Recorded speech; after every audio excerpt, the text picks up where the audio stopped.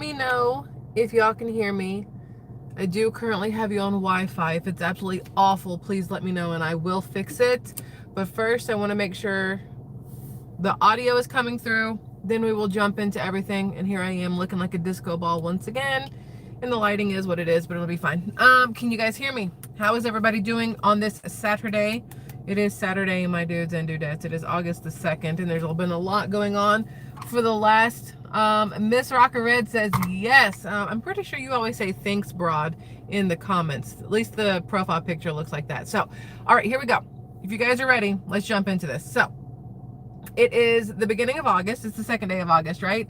We're more than halfway through the year, and there's been a lot of changes that have happened since January 20th. A lot of positive ones for a lot of people, some negative ones for others.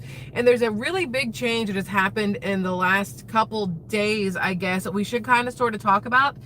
I am on the fence about this, and I just want to give everybody this information that I'm on the fence about this. So you guys have probably heard this. I know you guys have heard this, I'm sure, that the Corporation for Public Broadcasting announced that they will be shutting down soon, which is the one who takes care of PBS and NPR and all this other stuff. And so you have all these people on the left that are posting all over X, it seems to be, especially on X, but it's all over the news feed and everywhere else that you look, about how devastated they are that the PBS is going to be going away. And so they keep saying, how are people supposed to get notification and warnings on weather and things like that? And my first thought is, when the hell have I ever gone to PBS or NPR to see if there's a storm coming my way? Never in the history of my entire life have I gone there for any of that. It doesn't mean that some people don't, but it makes absolutely no sense to me at all.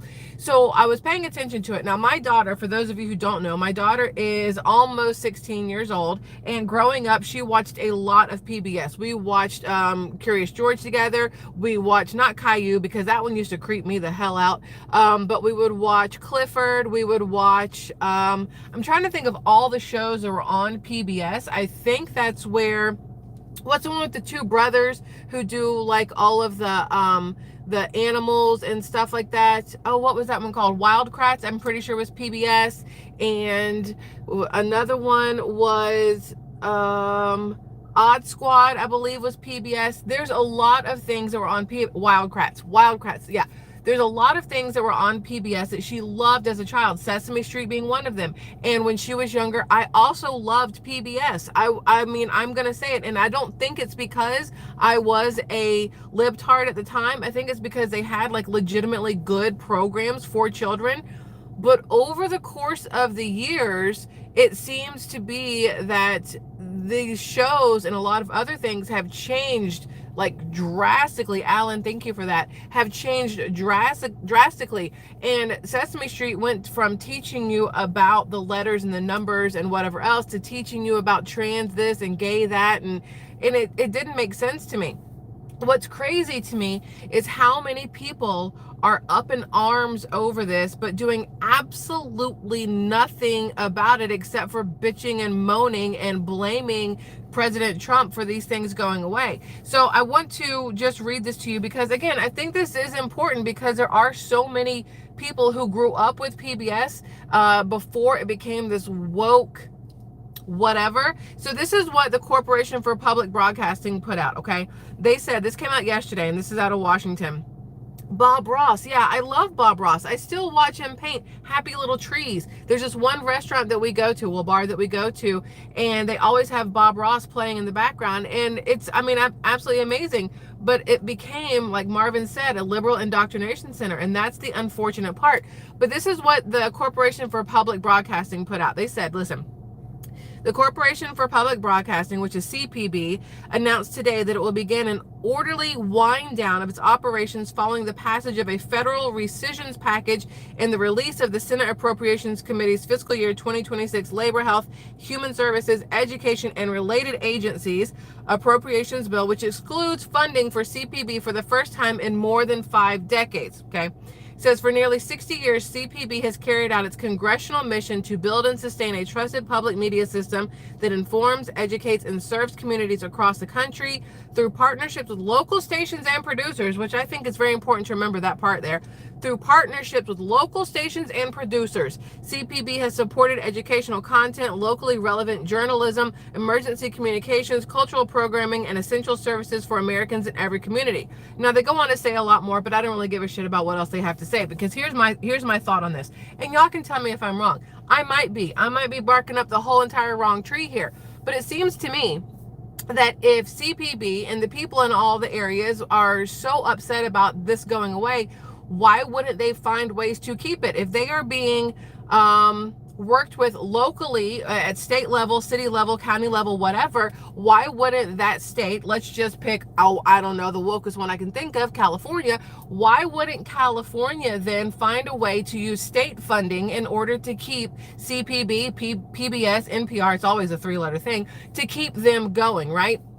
Why wouldn't they find ways to move money around, especially now that they're not having to pay for all the legal health care and food and housing and everything else? Because I don't know if you guys saw this, a nurse in LA posted up that she works in the ER, and she was talking about how she had a pretty chill day today because the ER was kind of sort of empty because people are so scared to go to the ER because ICE might get them. So what she's saying is that there have been less people going to the hospital for free because less illegal immigrants are willing to go to the hospital, and so now she has free time on her hand. And that says to me that maybe there's money that can be moved around within the state of California and obviously numerous other states to ensure that CPB, the public broadcasting, and PBS and some of these shows and the emergency alert system could stay active. You have Chuck Schumer, you have Elizabeth Warren, you have Bernie Sanders, AOC, Jasmine Crockett, all these libtards all over social media talking about how they can't believe that PBS is being taken away from federal funding. If it's that important to you, put your money where your mouth is. Like, we know Elizabeth Warren and all of them are making all kinds of money from whatever little underhanded deals that they have with a lot of them pharmaceutical companies. Nancy Pelosi is worth millions upon millions of dollars. Explain to me how, if it wasn't for her husband in insider trading. But they could easily take this money that they all have, and if they really felt this strongly about making sure that the American people still had PBS, they could put money into it. They could find ways to make it happen. But here's the thing, they're not going to, because they would rather use it as a talking point to shit on President Trump and Republicans in general. Absolutely ridiculous to me. If I happen to be out somewhere and I see something that I think needs to be done or whatever, I will find ways to either build money, make money, or have funds made somehow available to make something happen. There are a lot of people out there that would do the same thing. Do I think PBS is great? I did think PBS was great. Would I now go throw my money at it to keep it going? No, because it has gone to absolute woke bullshit. If it had not done so, I can almost guarantee you that President Trump would not have taken away funding from it. But the fact that it turned into, as Marvin called it, a liberal indoctrination site is why it is going away. We need, obviously, things that children can watch that will educate them, but we don't need to educate them on how two men sleep together, how two women sleep together, how a man who is mentally confused and thinks he's a woman dresses. We don't need any of those things. None of that needs to be taught to children, especially not off of federal funding. If you want to teach somebody that with your own money, you do you, boo. I think you're a little fucked in the head, but you go do you. But it should not be from federal funding. It should not be from my tax dollars or your tax dollars, right? So when I keep seeing all this stuff about PBS going away and people being so upset, it absolutely drives me bonkers. So there's this representative, Mary Miller. She is a Republican out of, she's a congresswoman in, congresswoman in 15th District of Illinois, okay? She is a Republican. And she posted up on X, she said, children should never have access to adult content online. Now, this is not in conjunction with PBS or any of that, but her post, to me, made me think of PBS. She said, children should never have access to adult content online. This is something everyone should agree on, yet many sites refuse to enforce strong age verification. It's time to pass the Screen Act and protect our most innocent. Now, a lot of people won't agree that there should be a Screen Act because they believe it's part of, freedom of speech or whatever else. But when you think about it, you listen to what she says here, you think about it, how come We are worried about adult content in the form of pornography, but we're not worried about adult content in the form of mental, what's the right word? Mental degradation feels like the right thing, with the things that are being shown to our children. I showed you guys the video or the ad for Ulta a couple days ago of that dude who went to the White House in a dress with full ass beard, long hair, the one who was on Queer Eye for the Straight Guy or whatever, which I've never watched because I don't want some gay dude teaching my masculine husband how to dress, because I like him looking masculine and not foo-foo fruity, right? So the ad for the guy, I can never remember his name, the long hair, whatever his name is, he's in a dress and he's jumping around so that his butt jumps around and whatever, and he's got a makeup line or some sort of beauty line inside Ulta. To me, that commercial is part of adult content. If in my personal opinion, anything that is used as propaganda to change the way people view men and women in their predominant roles, which are women as women, men as men, to me is considered adult content, right? It doesn't have to be pornography. It is, in my opinion, anything that is designed to divide people in the sense of, oh, how do I want to phrase this? In the sense of morally right versus morally wrong. That's what I want to go with. Marvin says they used to teach gun safety in school. Now they teach deviant sexual behaviors. And it's so true. That's the whole entire thing. It is so true, which we've talked about, Marvin. You know, you've been here forever and a day. We talk about the fact that it used to be you went into woodworking class and learned how to make a birdhouse. Now you go into sexual identity class and learn how to tell your parents that you want to play nip tuck with your dick so that you can go from being somebody named Bob to somebody named Betty. It makes absolutely no sense to me that we have gone from a normal society to where we are now. We are causing our own destruction. And if President Trump wants to come through and say, hey, listen, I'm not going to throw federal funding at the destruction of this country anymore, I personally am okay with that. Am I sad in some way, shape, or form a little bit that these shows are going to go away? Yeah, because my child grew up with them. I grew up watching them with her. I love Curious George. I love Clifford the Big Red Dog and Wild Kratts and all these other things. But the problem is the shows she watched as a child have slowly turned into something that I would not let her watch right now. She does not watch Disney stuff. Like, okay, let's put it this way. Because she's almost 16, we have moved through and out of the phase of those cartoons that are now being put out for children, where you hear it playing in the background and you see it and you're like, what the crap is this? Like, why is this out there for 6-year-olds, 8-year-olds, 9-year-olds? None of this makes sense, right? So it is. Somebody said, I miss Reading Rainbow. I miss Reading Rainbow too. I loved Reading Rainbow when I was younger.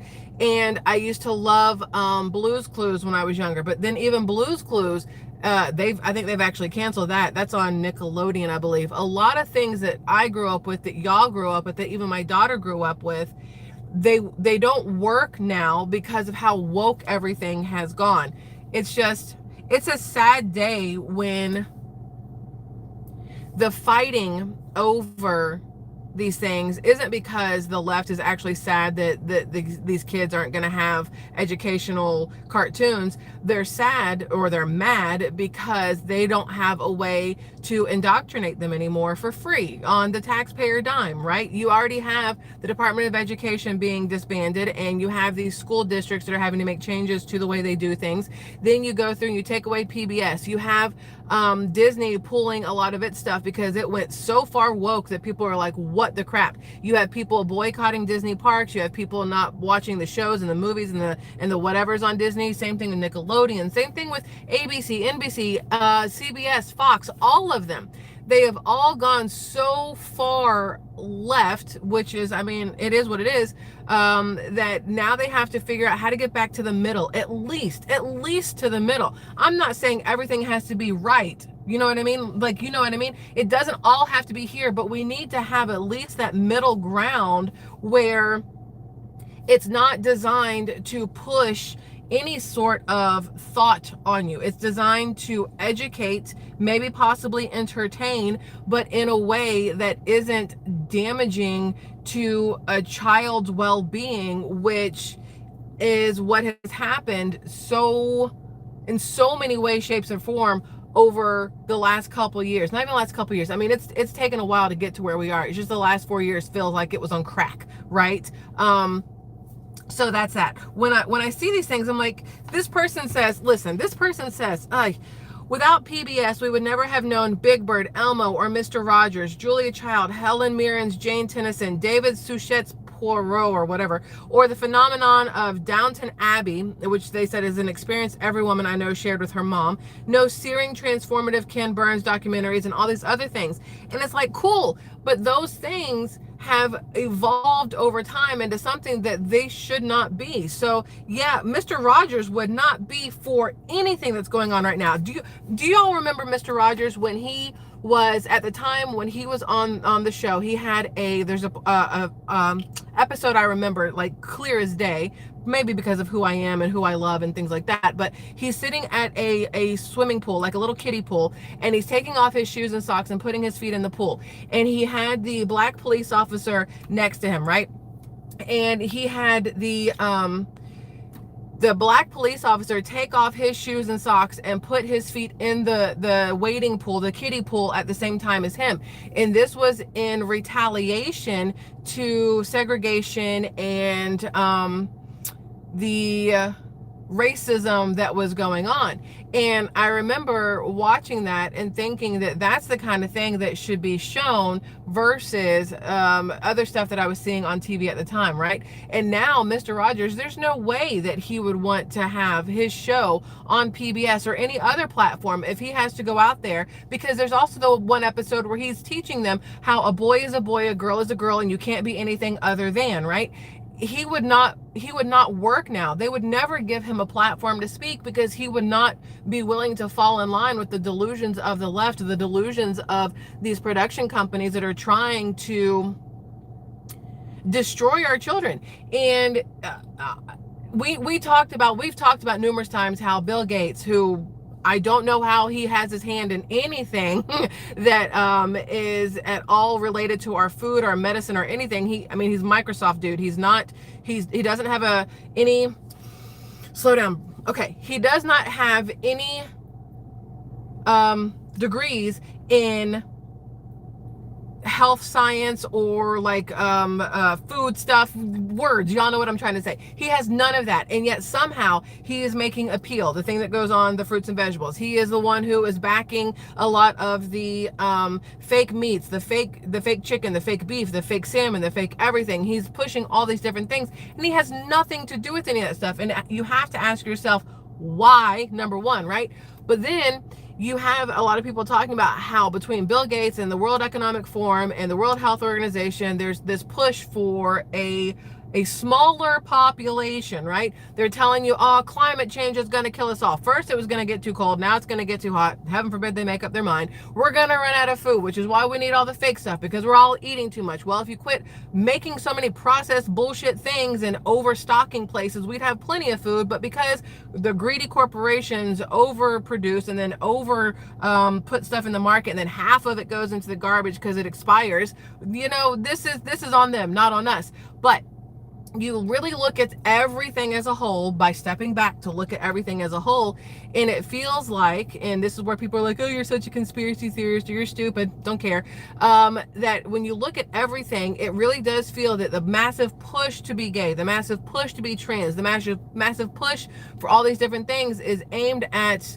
aligning with the population control that a lot of people have been talking about over the last however many years. It's everything working together to reach a main goal. Not your goal, not my goal, somebody's goal, right? But that's what it all kind of feels like. So now that you have President Trump in place and Biden out, the tides are turning, and the powers that be, not President Trump, but the other powers that be, are not okay with this, because it's going to put a hiccup in whatever plans had been set into place when Obama was president, right? The first time that President Trump was in, obviously through a hiccup, which is why there was the Russian hoax, which is why you now have everybody talking about Bill Clinton, Hillary Clinton and Obama and everything that they had planned and were trying to do behind the scenes to take out Trump and whatever else, because he was the hiccup, the speed bump in the road that threw a fork into their plans, or a wrench into their plans, whatever the crap that saying is.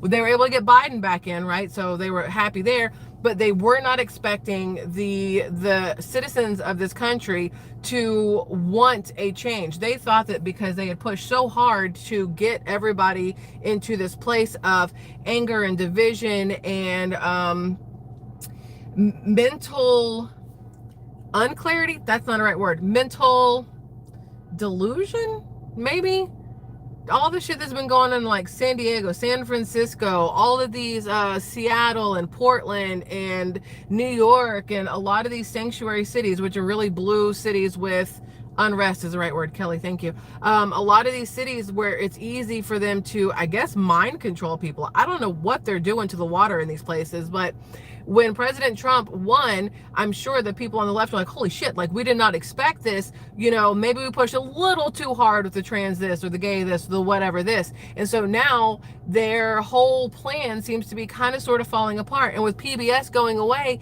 it's for them probably a massive chink in the armor. No, that feels like the wrong phrase for that. I like that phrase, but it feels like the wrong phrase for that. It's another wrench in the whole thing, because now you're not able to indoctrinate these kids like you have been doing over the however long. Fraggle Rock used to be one of my absolute favorites. I saw Cindy said Fraggle Rock. Loved Fraggle Rock back in the day. There's so many things that I grew up with that I absolutely loved, that even I know if I were to go back and watch some of these things now, I'd be like, I don't know how I feel about that, right? It's crazy when you see those kind of things. I went and saw, this is off topic, but there's this Angel Network, all right? It's a Christian network. And we do a thing here called Screen Unseen. It's at AMC Theaters. They do it on Monday nights at 7 o'clock. And for like $6, you can go see a movie. You have no idea what it is until you walk in. You just know if it's PG, PG-13, R, and you know how long the movie is, right? So there was a PG one a couple weeks ago, and I asked my daughter if she wanted to go to the PG one, and she said sure. So my daughter, my husband, and I, we went to this PG movie. We walk in, and the place is packed. And I'm thinking it's because it's touristy time, it's summer. But I think because it was PG, it had a lot to do with it. People could finally bring their children to something, because PG-13 and R-rated stuff, a lot of people stay away from right now, right? So it's this PG movie. We go in, we sit down, and it's something by Angel Network, and it's called The Sketch. It's called Sketch. And it's about, I'm gonna give a little bit of not really like a spoiler alert, but it's about this girl who is having issues dealing with the death of her mom, and so she's drawing all these things, and these things come to life, and it's whatever else. And in the movie, it's a PG Christian-based movie, and they say the word dumbass twice. They say bastard a couple times, and they say, there was another word that's not really a cuss word. I think it said damn maybe once or twice. And so I'm looking at these reviews on Facebook. Like I went to the Angel Network thing, and these people are like, why are you using these words if it's PG? How can you say these words if it's PG? You know, I can't take my child to that and whatever else. And I'm thinking to myself, when I was younger, Karate Kid, I had my daughter watch it when she was like 8, because I remember loving it when I was little, and when it starts playing, I did not realize how much they cursed in Karate Kid back in the 80s, right? There was a ton of curse words. So then we watched Sketch, and I'm like, that's not that bad. There was no pushing transgenderism. There was no pushing gayness. There was none of this. But it's crazy that you have such a wide view between people on what is acceptable versus what is not. You have a massive group of people who will not take their children to see this movie because they say bastard and what is the word I said? Bastard and damn and was it bullshit? Oh, bullshit? No, yeah. They won't take them to see that, but they would let them watch PBS probably, where again Big Bird and Elmo are out there talking about trans, and they have the guy from Queer Eye for the Straight Guy on there, and they have, you know, whatever else. And it's just such a weird time to be in, whether you're raising kids or whether you are looking back on your childhood versus other kids' childhoods now, like the comparison, it's just absolutely crazy to me. Losing PBS, it is going to be hard for a lot of people. But once again, if those people really, really wanted it and thought it was beneficial and necessary, they would do what they needed to do to keep it going. If you want something bad enough, generally speaking, you will do what you can to make sure it happens, right? And for all these, like I said, these lefties that are losing their minds, it's crazy. This person goes, a generation growing up without shows like Nature and Nova. Trump is trying to dumb down our nation, and the only real beneficiaries are our foreign adversaries. How stupid do you have to be? Like, this is absolutely retarded to me. You're trying to say that Trump is trying to dumb down our nation because he's taking away shows that have gone so far woke that children don't know the difference between a man and a woman, a boy and a girl, and things like that. That is not, it's absolutely ridiculous. And so then you have people going, well, you know, they can't watch the History Channel or Nature channels or whatever the crap the thing is called because they don't have cable. All right, well, talk to the cable companies that are charging an arm and a leg. Do not blame that on the president. Do not blame that on federal funding. If you have a problem with the fact that your kids can't watch educational shows, talk to the companies that are charging an arm and a leg to show those educational shows. Or, and hear me out here, go to the library and rent a fucking book and read to your children. Teach your children to read. The library has plenty of free videos and plenty of free stuff. You're going to find the woke section, and then you're going to find the other part that isn't woke. I would suggest going towards the non-woke section of the library and getting this stuff. Guess what else there is? I don't know if they're aware of this, but there's a thing called the internet where you can also go to find all these different things. And if you're saying to yourself, well, I can't afford the internet, guess what else there is? A fucking public library with free internet. Or you go to a coffee shop, or you go here or there. Plenty of places. But again, people would much rather bitch and moan and complain and point fingers and place blame than taking just a little iota of any kind of responsibility, or what's another word besides responsibility? I don't know. They could do this for themselves, but again, they would much rather complain about everything under the sun. Then y'all, you get here, there's this video going around. There's this guy here. He's got on a MAGA hat, a Make America Great Again hat. And he's at this game, right? He's just wearing this hat. Technically, that hat to me is not political. It's just a phrase, Make America Great Again. If you don't agree with it, okay. I'm going to assume you are a Democrat, but whatever. But this guy, he got kicked out of the St. Louis City SC soccer game, I think, Friday night for wearing a red Make America Great Again hat because the team does not allow any political statements. But in their arena, there are trans flags and pride flags flying.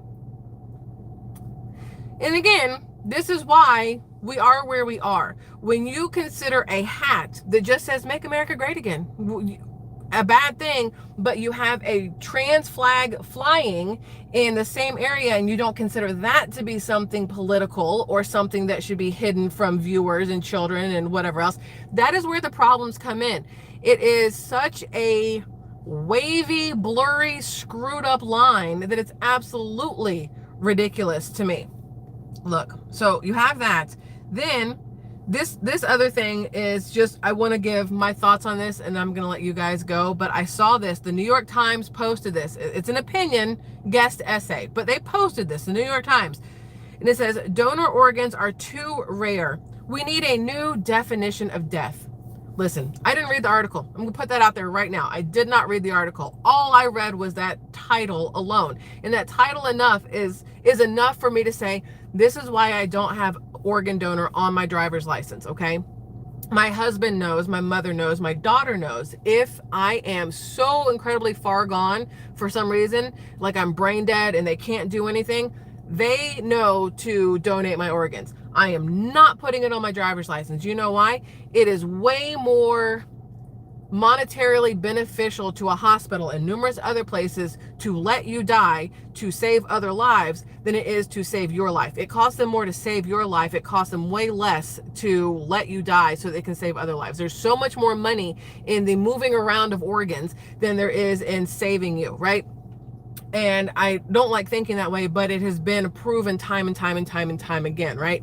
And somebody said, "Do you hear about the guy that was getting his organs harvested and woke up during the process?" So not really during the process. I don't think he was on the list and they were about to, and then because they thought he was brain dead, and then out of nowhere, poof, he's awake, and they're like, "Oh shit, like I guess we can't take his organs because he's technically awake now." Before that, they thought he was like brain dead and they were just going to take him. And that is the problem here, because when you don't have enough healthy people dying and they're not able to make the organs that they need at this point in time, it does make it hard for them to continue this organ roulette. I don't really know what to call it, you know what I mean? Where they can take, I mean, they can sell your left kidney, your right kidney, they can sell your lungs, your eyes, your heart, your skin, your bones, literally every part of your body can be used to save somebody else. And if it's not to save them, to keep them alive. And you know how much people will pay to stay alive? You know how much people will pay for a kidney, for a liver, for a set of lungs, for a new heart, for some eyes, for all these different things, for Frankenstein kind of stuff? Now, if I was in that position and I needed a liver in order to live, yes, I would hope I could get one, but not at the expense of let that man die so I can have it. You know what I mean? It's a very weird place to be in. But when you have these articles in the New York Times coming out, donor organs are too rare, we need a new definition of death. What the fuck does that mean? Does that mean that they want to be able to call you, you know, deceased enough if maybe you haven't woken up in 24 hours after an accident? Like, where are we going with this? Where are we going with the new definition of death? Because that terrifies me. Y'all thought I was scared of hospitals to begin with? Honey boo boo, this has just sent me over the edge. Which, no.